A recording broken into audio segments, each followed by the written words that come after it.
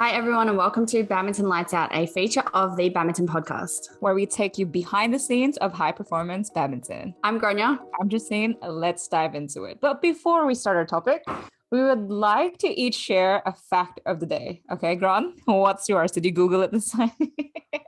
I had some outside assistance, but mine is about sleep. Everybody sleeps, but on average, it takes the average person 7 minutes to fall asleep. 7 surprising minutes. Or not? Is that surprising or not? That's less. Does that mean I'm sleep deprived because I can sleep in less than 7 minutes? No, it just means you bring the average down for the people that take like an hour every night.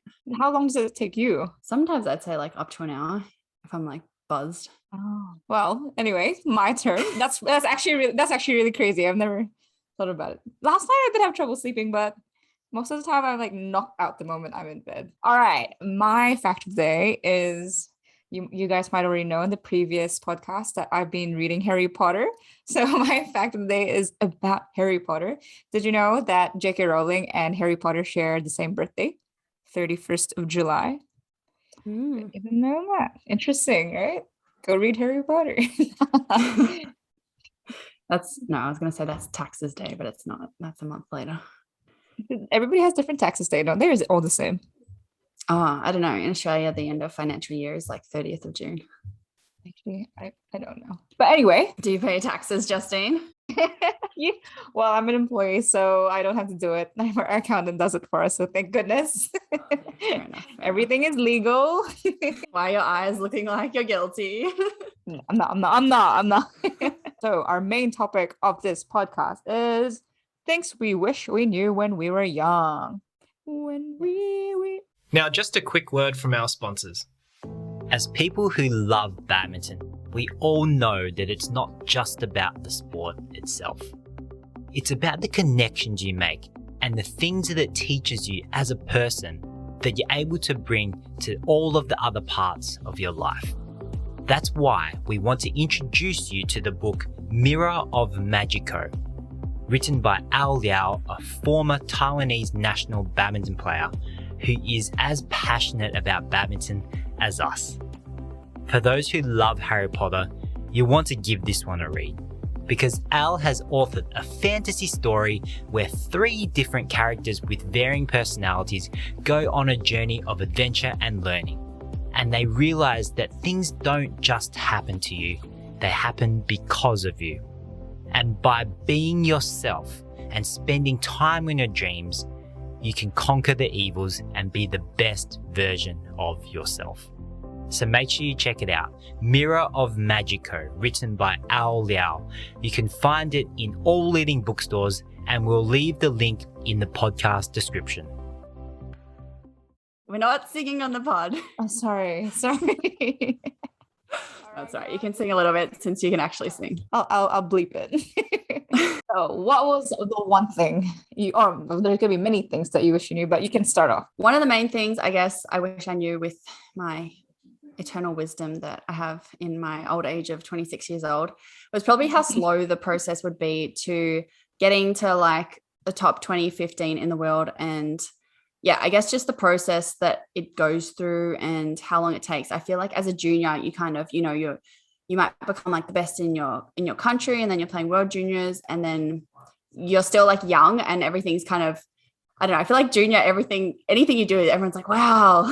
And then you get to like seniors and it's cool at the start and you're still young, so it's fine. And then you kind of get to like mid-20s and it's like, okay, it's getting a bit stagnant here. So I guess knowing that it takes time, but that through that process, you can like have those good improvements and you can get where you want to be. It's just the long game more so. Yeah. Like once you hit your 20s, right? People kind of just expect you to be good, and whatever you achieve, it's like, oh yeah, she's already in her 20s. Like, yeah, it's like downhill from 25 now.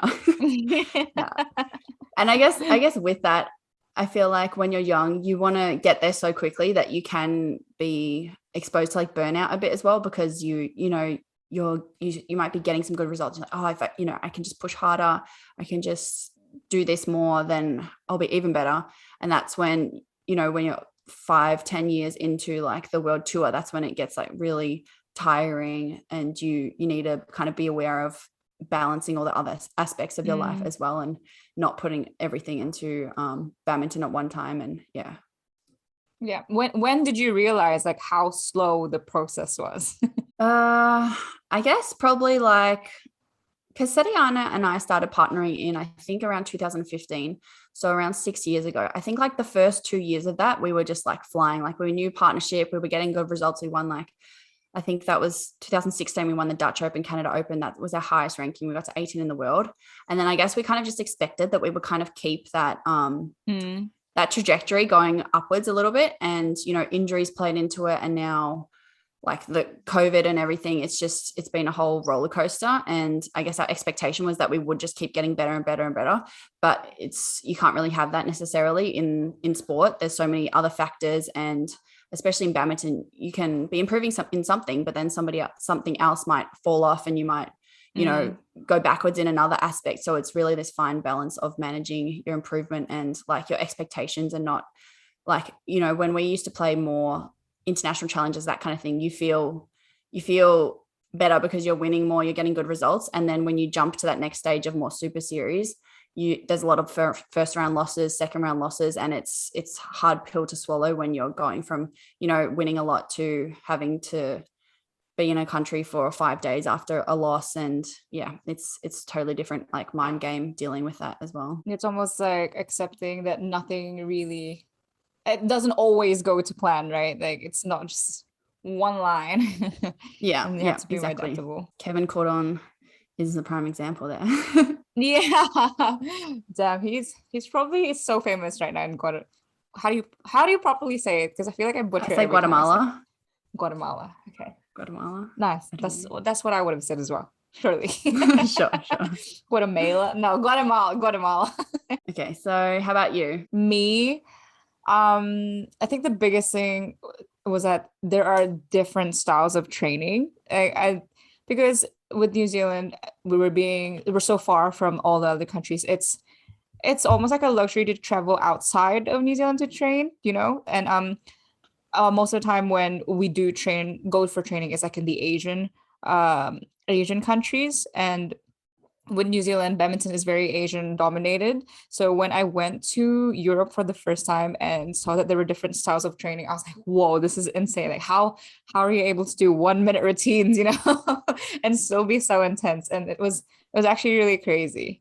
And I found that, like, once I found that style, just finding the balance, I think, of your coaching style. I mean, the coaching style that you get and the training style that you use, and if that suits you, you can improve so much, because like one training style might not be what would help you improve. Does that make sense? Yeah.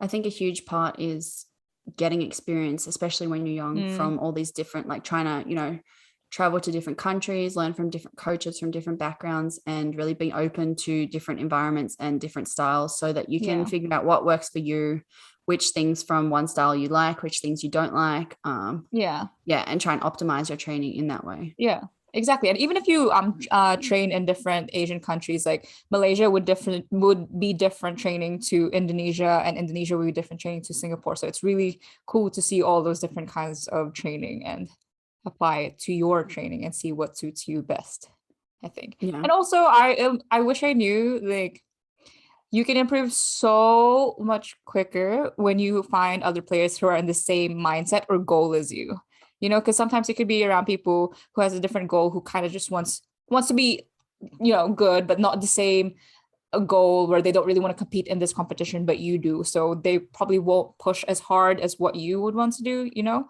So I think that it was really good to find people who were in the same mindset as me. What about you, Glenn? Would you agree? Yeah, I guess even, you know, there might be players who have a similar goal to you, but they might love to just train physical and train like really hard. Whereas maybe your focus is more like technical. So finding someone that aligns with your like specific things that you're wanting to work on as well. And that applies to coaches as well. Maybe you have a really great coach, but they're not very good at the technical side of coaching, but they're awesome in technical. So did I just say the same thing? Tactical, or, you know, like finding one that works for the specific thing that you're wanting to work on as well. And just with the whole thing about European training, I remember when we went there the first time, like just how people in Europe, like they're going to, like, it's how they train, they're used to it. But I guess for us, like when you go there, to explain the intensity, it's like when you make a mistake in the rally, they pick up the shuttle intensely. Like they're like sprinting to the shuttle to pick it up and start the rally straight away. Like how else would you describe it? Just the differences. Like if you're feeding like tap downs at the net and somebody's driving back, like the person tapping down or, you know, feeding is working just as intensely. Whereas in Asia, it's like the feeder's kind of sleeping, like they're just chilling. Doesn't really matter if they make a mistake. They pick up, like just meander across to pick up the shuttle. The drill's going for 10 minutes, so you can't keep the intensity anyway.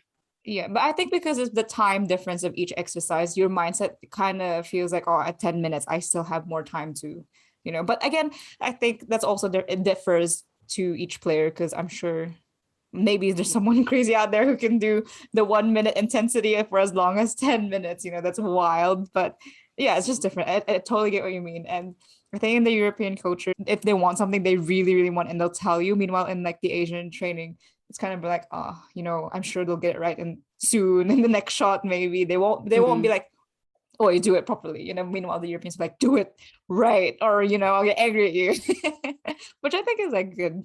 Yeah, and that's something I feel like in Australia and New Zealand, our like the juniors coming up, the culture is more that Asian style, where they don't. That's why it's like I tell everyone to try get to Europe and like experience that training, or like bring it into our training a bit more, because it's just such a different thing. Anyway, back on topic. Yeah. And just surrounding yourself with the right people, to be honest. Yeah, because some you'll find people won't agree with your goal, or you won't feel comfortable sharing your goal with. And I think it's really important to constantly talk about your goal with someone to keep you in line and make you accountable. So definitely surround yourself with the right people. Sorry, just on that, as a junior, I feel like sometimes there's, you know, the politics around badminton where you're in this club and you can't change clubs and that kind of thing as well. Whereas, I don't know, I feel like your coaches and your club, whoever, your parents especially, they should want what's best for you. And if that doesn't align with, you know, all the politics going on, it's maybe they're just not the right one for you. And sometimes they can be tricky and you have to go through a phase of like uncomfortable changes, but you have to kind of do what's right for you in your career. And sometimes that means, changing clubs, even changing countries. You know, we see players do that a lot. And it's honestly not wrong to voice out what you want to do, because I think people get scared to say, oh, this is how I want it, or this is what I want. And once you voice it out, then if they don't agree with you, then you could reach into a compromise, but it's not like you're attacking them or anything. You know what I mean? Like, don't be afraid to say what you want. Yeah, that's our motto. Like, we both have slightly passive boyfriends that are just like, oh, it's okay, like I'll let it slide, and we're just like, just tell them, like, just get it done. We're like the total opposites. We're like, if this is what you want, then why don't you just ask for it? And if they don't want you to do it, then they'll tell you. You know what I mean? Like, if it's not gonna happen, it's not gonna happen. At least you said something. Whereas we have no shame. We're just like running straight into it. It's like, oh well, we'll be fine either way. Now, just a quick word from our sponsors. The Badminton Podcast is brought to you by Volant. Volant was first born out of our frustration with the confusing, bright, and unsightly clothes and equipment that we saw in the badminton world. But now, it's so much more than that. Our mission is to accelerate the growth of badminton by providing players with products that enhance their love for the sport. All in all, it's high quality gear that makes you look and feel great on and off the court. So make sure you check us out at volantbadminton.com and follow us on our socials at volantbadminton. Okay, so another thing we wish we knew when we were young. I guess one of the things for me is just like how hard it would be in general, coming from like a smaller country. It's very, I mean, at the start, I kind of had it a bit cushy because I was in this development program that was government funded. We got like given all this new Yonex stuff before we could even hold a racket properly. We got some awesome, you know, experience. All these kids, like all the juniors that have been playing for years. We just walk in with like our new racket bags and all these like new Yonex rackets, and we like total noobs on the court, and they were just like, what the fuck is this? You're one of those people that always have the latest gear, eh? And then when you get on court, you don't actually know how to play. Yeah, that was it. But we got given it. I mean, it's not like you're not going to Yeah. use it if you get given Yeah. it. But so yeah, a bit cushy at the start. And I think definitely as the years went on, I realized how much, I have to take responsibility for my career and how much I have to, plan out what I want, ask the coaches of what I need. I kind of took that to the point of like asking for a new partner at one point as well. Just kind of really making it taking control of your future. And even within training sessions, like just that mental push every day of wanting to get the most out of the session and working with the people around you to get that. It's hard work. And especially, traveling, sometimes it's just like me and Setiana, no coach. It's not always going to be easy, but I guess having that goal and the things in place to keep you motivated and that make it worth it as well. Yeah. And then I think the tricky thing about it is like the more independent you want to be, people tend to see you as like bossy or I don't know, really demanding. I think I have that perception as well. Yeah. I mean, people have that perception of yeah, me. yeah, exactly. People will be like, oh, she always whatever gets what she wants. But I'm like, if you just voice what you want, it just you might actually get it. You know what I mean? Exactly. Yeah. Like, if you want it, then ask for it. Yeah, which like leads us to our next point of being like self-aware. You obviously know yourself the best, if what's working for you, what's not working for you. So I think voicing it really helps. And obviously your coach will be there to help you, right? If for those that have coaches, and if they don't know what's going into your head, like it might look like it's working for them, but it's not working for you internally. Like how are they supposed to know? You can't just be like, oh, I hate this coach. I really hate this exercise, but he or she keeps making me do it. Like, how are they supposed to know that? So communication is key. Yeah. And also with self-awareness, like, you know how hard you can push and how, like, what's your limit and what's not. And I think that comes with injuries. You and I, maybe just me, I don't know, I'm quite injury prone. Now I am. So like I know my limit. Like I feel that this is probably like the hardest I can go for today, but the people around you probably don't think you're trying as hard. But like, look, today mentally I'm honestly, I just can't push anymore. And people need to know that. And again, everyone around hopefully will understand and just make the most of the situation. And I think that definitely comes with time as well. As a junior, sometimes you don't have that straight away. You need I think most juniors will probably try pushing through a few injuries and learn from that it doesn't often work out better for you. And then maybe they're a bit too scared of injury and they'll stop before, like at an earlier point when then they realize, oh, I could have pushed a little bit more and I could have like maintained this and it would have gone down. So it's that constant maintenance of your injuries, as well as kind of adding to your experience and your your bank of self-awareness of you and your body about the feelings you have when if you have a reoccurring injury, the triggers or the little signs that it gives you about when you need to ease back, when you can push, or better learning the recovery methods that help with that as well. That's why I spend so much time on my recovery now, and like why I'm probably a bit less injury prone, because I know those little signs, those little triggers that are like a little red light flashing for me, where it's like, okay, I need to see the physio, get this checked before I go do a crazy exercise or go play this tournament, that kind of thing. Yeah. And I think we're both really lucky because we're in this like generation of badminton where our coaches have probably learned from their previous coaches who would have just told them to push through. And I think the coaches now would understand like there is a balance between like pain and like not pushing through the pain. So they would understand, like they start to understand the importance of gym nowadays, which I think ever since I got injured when I tore my ACL, the strength and conditioning part is so important because I can see myself improve. And honestly, it just helps for the longevity of your career. And I think we mentioned this before, that players these days are getting older, but still having a career up to like 30s. So which is really, really good. Honestly, ask for help. Ask for help from the right people. I think that's key. Like if you're going to ask someone, let's say you're going to ask like a scientist about food that doesn't really make sense. So it's kind of like with strength and conditioning. If you want to know more about strength and conditioning, go to a strength and conditioning coach. Don't go to just like technical badminton coach that won't make sense.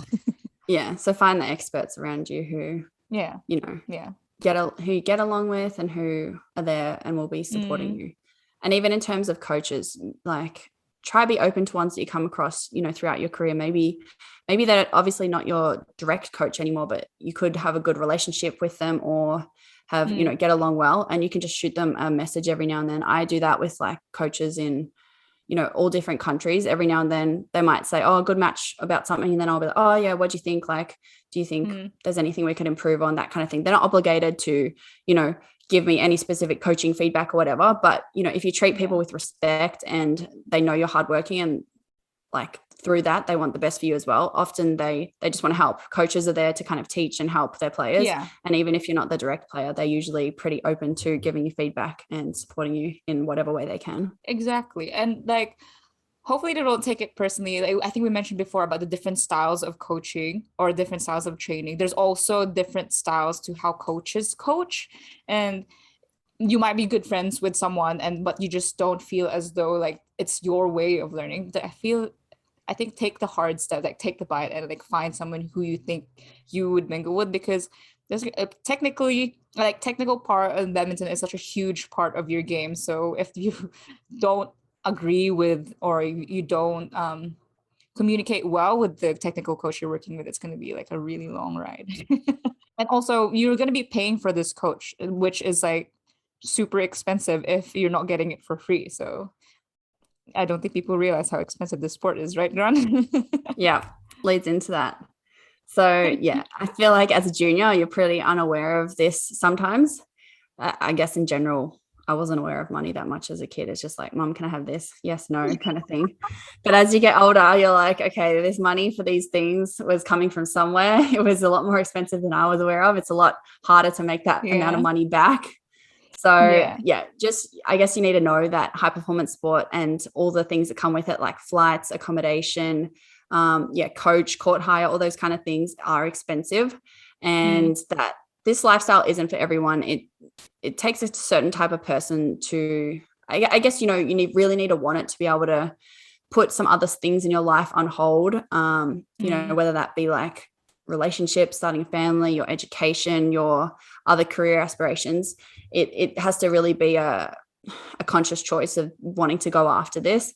And I guess it's also, you know, good to have a bit of a plan about, you know, if it works, if it doesn't work, some backup options, like if you do a degree simultaneously, if you go and work heaps for like 1 or 2 years while still training, and then you try and go on tour for, you know, the next couple of years as well, or kind of like what I've done, more leaning into like social media and finding sponsors and supporting my career in that aspect, just kind of having a bit of a plan. And I guess, you know, stepping into those big adult shoes that we hate, that are so annoying. Being a proper adult is so hard. I know, right? Like bloody taxes. Like what? Nobody told me about taxes when I was a kid. I don't even understand. Like, but yeah, I guess, you know, understanding that a bit younger can really make your career a lot easier and kind of save some of the missteps that might result in, you know, you missing a whole year of training because you want to focus on your study, and then it's really hard to make that up, or vice versa. You go too hard in badminton and then you feel like you have nothing outside of it and you feel behind in uni or whatever, that kind of stuff. How about you? What's your thoughts on that? Yeah, I definitely agree. And with the whole money thing, I think if you just understand it when you're young, then maybe you can start saving on it now and probably plan how you can make money in the future, you know, like you said about cryptos. Yeah, cryptocurrency. Please, no, I'm kidding. Oh yeah. Buy your Bitcoin now. Buy Bitcoin, buy Dogecoin, please. No, I'm kidding. No, we are not financial advisors. Disclaimer. All the stonks. You mentioned like top level. How much do you think it would cost a year just to compete in a normal like circuit? I think like world class playing the tour and all the other expenses around training is around $100,000 Australian for an athlete to compete at that level. you know, a lot of players in Asia, they're through the association, so their costs aren't as obvious to them. You know, they might stay at dorms, they get stuff paid for, and then they get a salary, that kind of thing. But I think independent player, that's what you kind of need to work around. Obviously, you know, if you're playing just more local tournaments, or you know, there's other ways to be based. Like a lot of players go play the European League, make some money there, play the European circuit there as well. There's just a lot of ways you can approach it, and I guess finding out what works for you. And with that, I guess you need to be kind of open to all the travel that's involved, and also like the different cultures. Like, you know, maybe you need to be able to adapt to going and being based in Asia to do a circuit there, or to play Malaysian Purple League or whatever. And also like making friends on tour as well. You can find some great friends through that, and through that, you know, you might train at their clubs. And you, when I trained at in Denmark at a club as well, you made some great friends there, right? Yeah, for sure. I think like just having an open mind to everything, it just makes the whole experience, I think the travel badminton player experience, so much easier. Because if you're set to only thinking like this is the right way, this is the right training, then I can't imagine someone, I don't know, like what would you, flowering as well into the sport, you know? Because if you're not open, then you won't know what's good and what's bad. And if you, for example, you like the training environment you're in, and that's good. And if you go out and try something else, and at least if you don't like it, then you know for sure what your training style is. Yeah, you can't be too close-minded, I feel like, in badminton. Exactly. Yeah, I think that's about it. Do you want to summarize that for us? Summarize. All right, so that's summary. So the first thing you said was it is a slow process. I remember one time I was like, yay, I'm gonna move to Auckland, I'm gonna be so good in a year. It was not good in a year, like honestly. Did not happen. Not at all. 5 years later. 5 years later, I'm like, why am I still the same? I haven't grown a centimeter. Literally. Nah, but honestly, it is a slow process. Pace yourself. You gotta trust the process, and if you surround yourself with the right people, they will help you get to where you want to be, as long as you're committed as well. Sorry, one more thing. Like, you got to make it enjoyable as well. Like, if you don't enjoy it and it's slow and it's hard, then it's really hard to stay in it. So find ways to keep it fun. Yeah, and also there'll be a point where, for example, you just started and you took this seriously. The first year or two you'd probably see exponential growth, which is what you and Satiana experienced, right? And then eventually it will like you can't really grow exponentially as quick as As for those that don't know why I'm laughing, it's on the YouTube video, you'll see the Gronya doing like a roller coaster ride. Yeah, it is a roller coaster ride. But anyway, our second point for the summary: find program, system, routine that works for you, whether that be changing clubs, countries, or new coach, because you know yourself best. So go and explore. And 3, it will be hard. You need to take responsibility for your career. What do you think, Gron? Like, do you think you would have been able to get to where you are if you just like went with the flow? And no, not at all. No, I would be nowhere near where I am if I hadn't approached badminton with like the intensity and the proactiveness, and maybe you know that go-getter slightly aggressive style that I bring to most things. I might not even like be in the sport if I just got fed up with, you know, stuff not happening how I want it to happen, or, you know, not making the progress I wanted. That leads to dropout rates in sport. But at the end of the day, it's only you that can get to where you want to be, and no one else. You can be your own hero. That should be the quote of the podcast. Be your own hero. Be your own motivation. Yeah, you got to take responsibility for your career.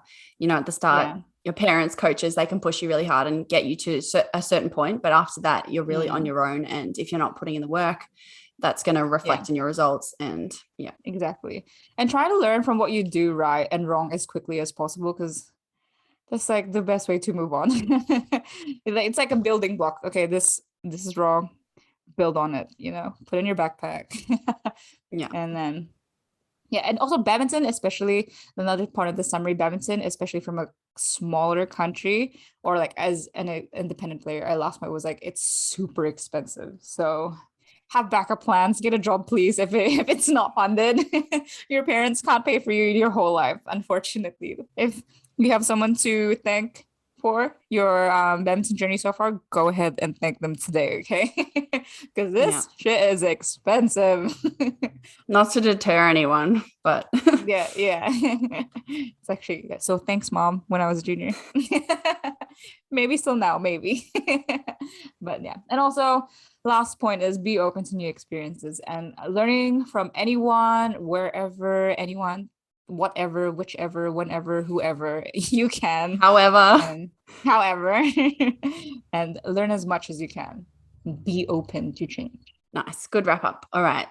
And with other episodes, how we like to finish is giving our listeners a little challenge or task that they can implement right now, right here, right now. Do you have one for our challenges this week? No. Do you have one for our listeners this week, Justine? Yes, I do have one for our listeners this week as our challenge. My challenge for them would be for self-awareness. It will be related to our podcast today. Ask your friend. This is something I do often all the time, by the way. Often all the time. That's pretty much the same thing. Remember, you sent me this survey. Yeah, I sent you the survey. It was like, how was I 6 months? I don't know what I did. I sent a survey. Your survey was like, rate me as a friend or something. Honestly, I still do that because I just want to improve, you know? You're like, I need to be a better friend. And I was like, okay, I'll be a friend. At the time, you're like, she's not even my friend. She doesn't even go here. Now my challenge is ask your friend or your teammate what you think you can improve on and don't take it personally, because it's one thing to ask for help and it's another to take the criticism. So please, when you ask for help, don't take it personally. I was going to say, I think like, you know, when you're training in a group, you notice what other people are good at and what they aren't good at. But, you know, depending on who they are and your relationship with them, you're often too shy to say it, or, you know, they might take it personally. So I think you can learn a lot from the people around you who see you every day, work with you every day. So really try and take advantage of that and be brave and have no shame in it and just ask a simple question, and it might lead to a lot of good things. Yes. Yeah. So my little challenge, I do this as like my goal setting for the year across other categories, but this one is going to be specific to badminton. So my challenge is to rank yourself out of 10 in these 5 categories. So tactical awareness, fitness, or, you know, like your physical ability, technical ability, off-court professionalism, and sport life balance. So the ranking will be out of 10, with 10 being awesome and 0 being bad.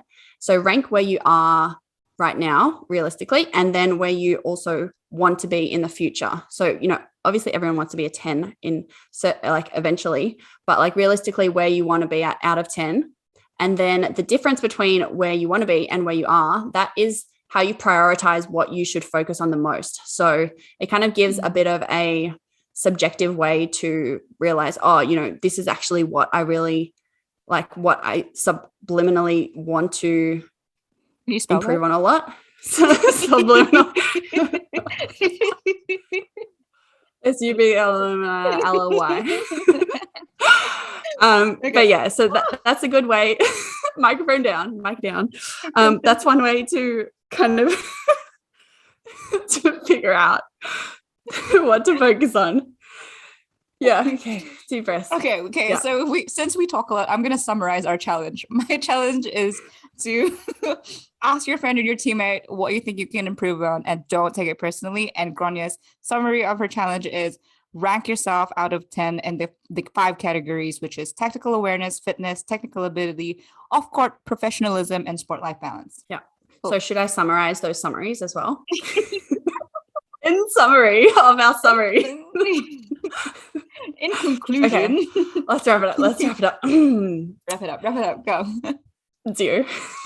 For the challenge, let us know how those challenges go on the comments of this episode or the next. Anyway, to wrap it up, Thank you for listening to Badminton Lights Out by the Badminton Podcast. We hope you enjoyed this episode as much as we enjoyed recording it for you. But don't forget to like, comment, and share this episode because it's available on all platforms. Follow us on Instagram, the handle at the Badminton Podcast, no spaces. And make sure to subscribe to our YouTube channel. It is Badminton Lights Out.